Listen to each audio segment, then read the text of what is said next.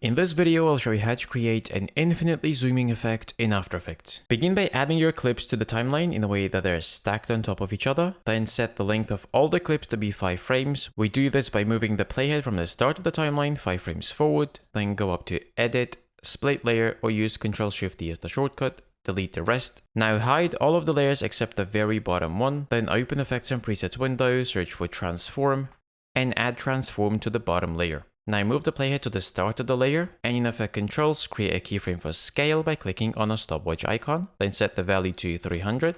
Go to the end of the layer and set the value to 100. Then uncheck Use Composition Shutter Angle and set it to 360 to add motion blur to the animation. Now select the transform effect and press Ctrl-C to copy it. Now select the rest of the layers by selecting the second layer from the bottom, hold Shift and select the very top layer. That'll select everything in between. And before you press Ctrl-V to paste the effect, make sure you move the playhead to the start of all of the layers to make sure that the pasted effect has a correct timing. Then press Ctrl-V. Now bring back the visibility of the rest of the layers. And lastly, we need to sequence these layers out, and we're going to do that automatically by selecting the very bottom layer, hold Shift, then select the very top layer, right click, Keyframe Assistant, Sequence Layers, make sure overlap is not checked, then click OK. Now they are automatically sequenced, and as we preview, we should have this infinitely zooming effect.